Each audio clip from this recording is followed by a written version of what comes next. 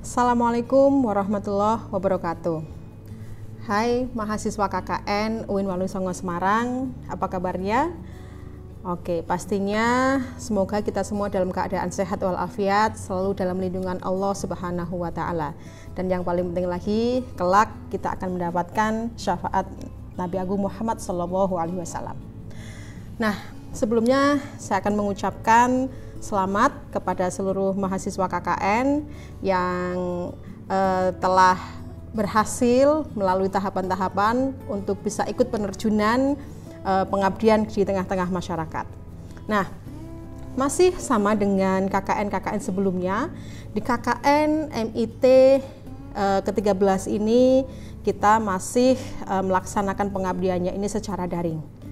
Semua kegiatan dan lain sebagainya kita menggunakan platform media sosial, begitu. Nah, di dalam proses pengabdian ini tentunya ada etika bermedia sosial yang baik yang harus diketahui oleh seluruh teman-teman mahasiswa KKN.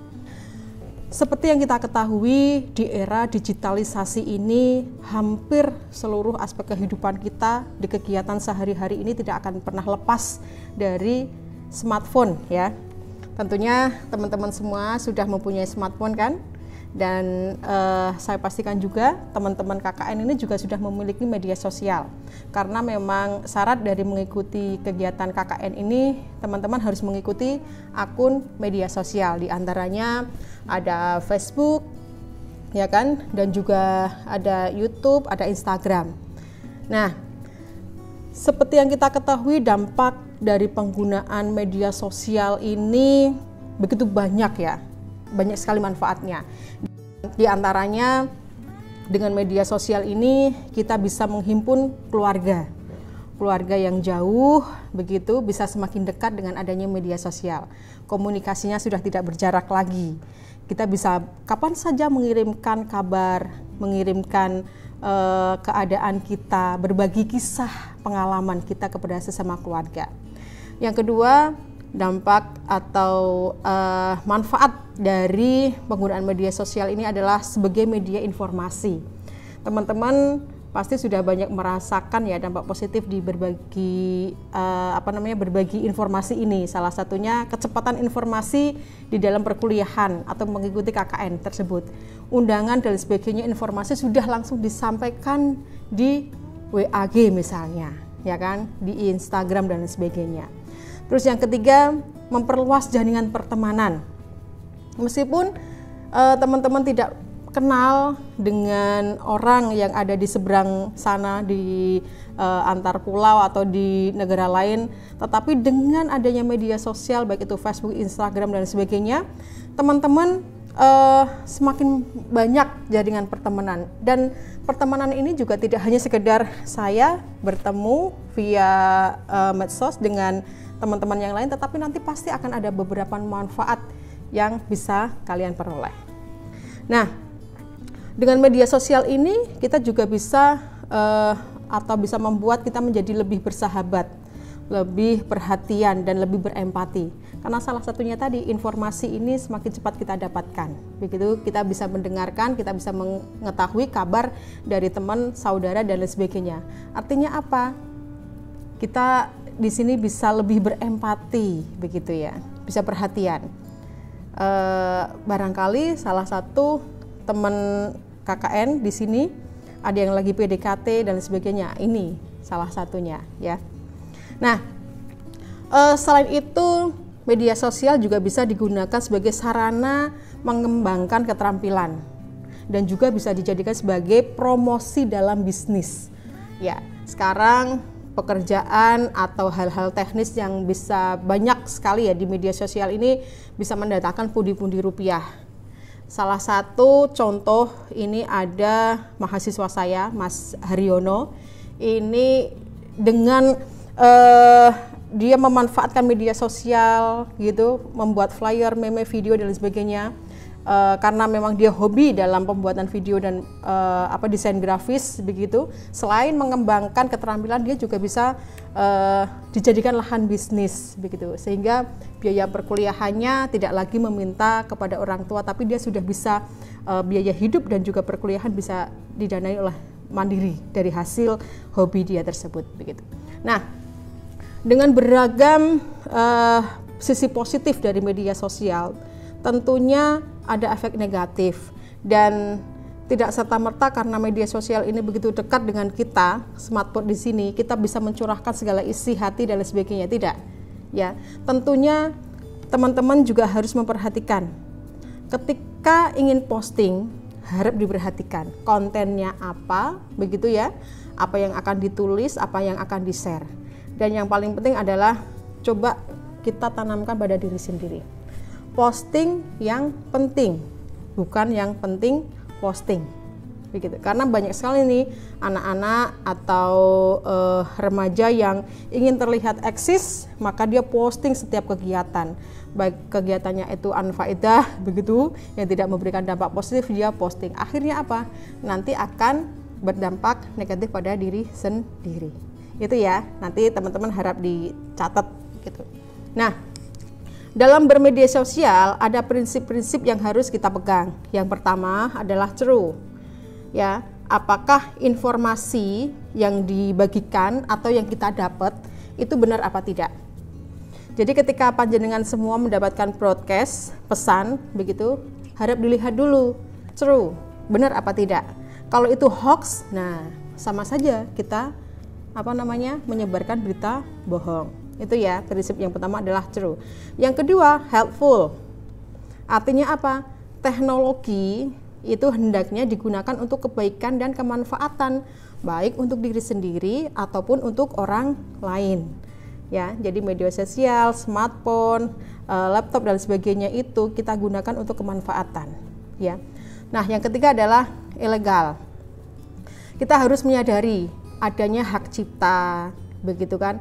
Kalau jenengan itu pengen posting tulisan atau flyer, meme, itu hasil kreasi dari orang lain, dibuat status atau di repost begitu, harus dicantumkan nama kreatornya begitu ya. Dicantumkan misalnya ngepost dari tulisan misalnya siapa, Wanda Ponika atau Mas Haryono atau siapa gitu. Nah, itu harap ditulis lagi, ini adalah tulisan dari siapa begitu. Nah, kita juga harus mengetahui ya, konten-konten ilegal atau yang bisa merusak atau yang tidak bermanfaat itu hendaknya tidak diposting ulang. Seperti apa? Seperti konten pornografi, seperti konten kekerasan, terus hate speech dan juga penipuan dan sebagainya begitu. Jadi kita harus berhati-hati. Masih marak ya berbagai foto, video atau postingan yang di-share oleh orang lain, dan ada ajakan untuk aminkan misalnya gitu kan.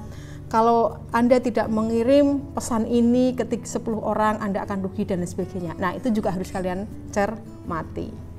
Nah, prinsip yang keempat adalah necessary. Ini kita semua harus membuat skala prioritas konten yang akan dimuat.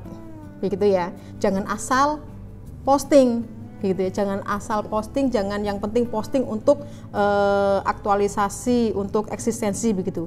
Tetapi jenengan kita semua harus buat prioritas ya.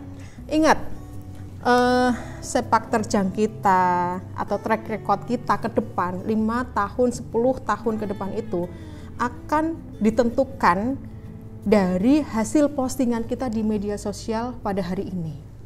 Begitu. Jadi rekam jejak kita itu bisa dilihat. Apakah Anda termasuk orang yang baperan, orang yang pekerja keras dan sebagainya.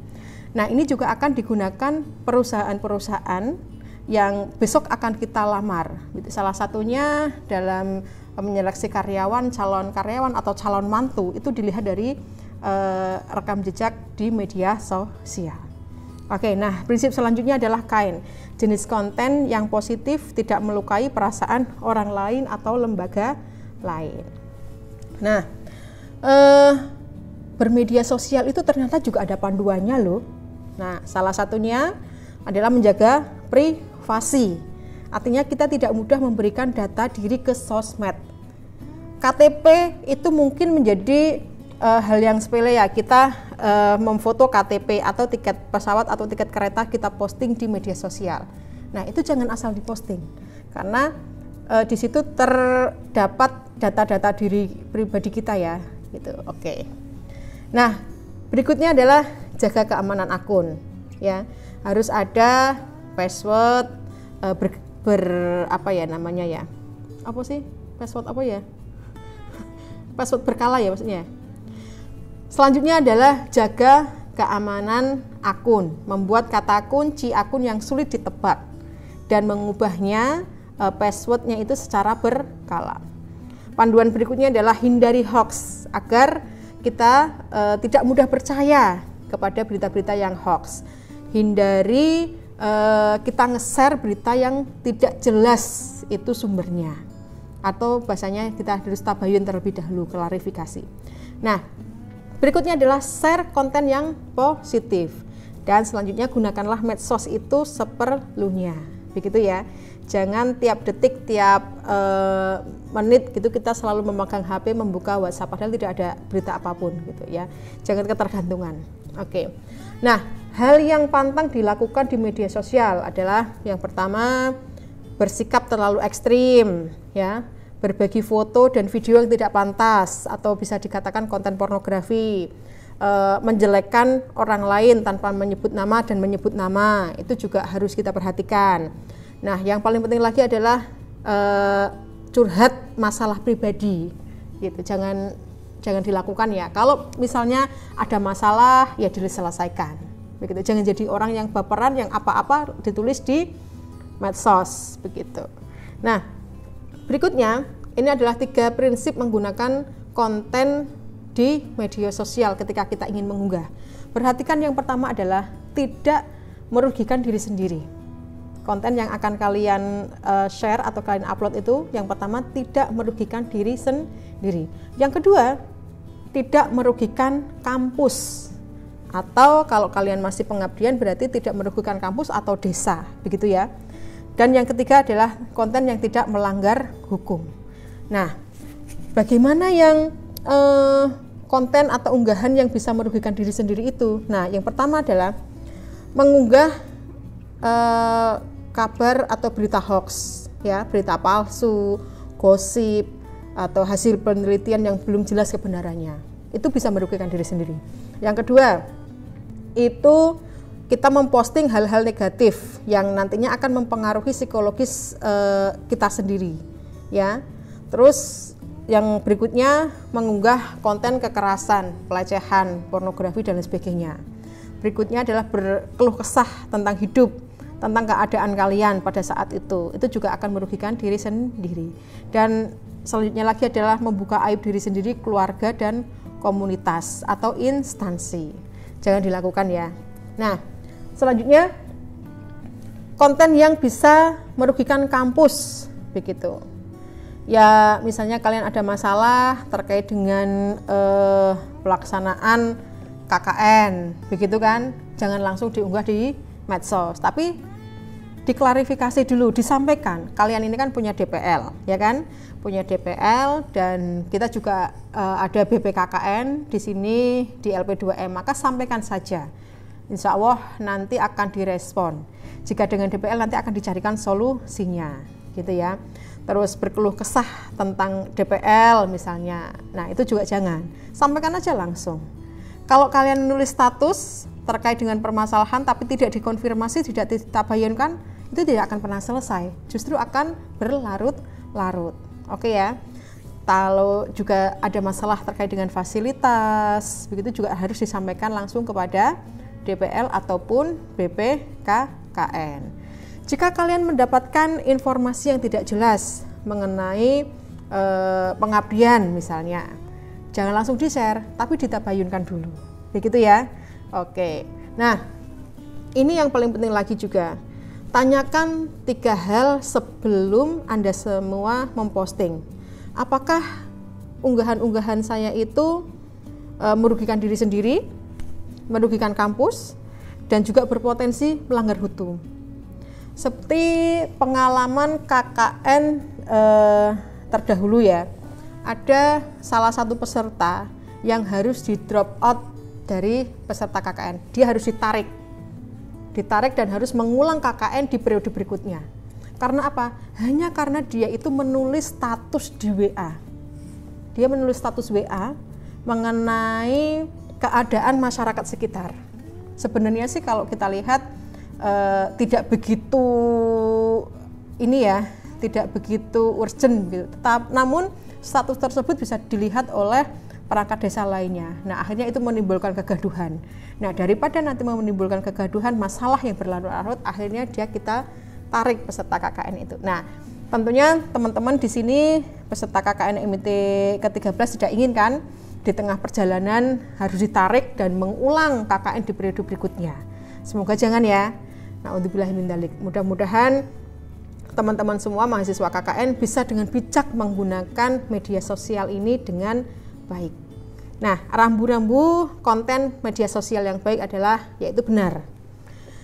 Jadi pastikan beritanya itu benar, terus kreatif, begitu, bermanfaat, yang mampu memberikan inspirasi kepada kita ataupun orang yang membacanya, menyampaikan pesan damai, menyampaikan pesan-pesan penuh syukur, begitu.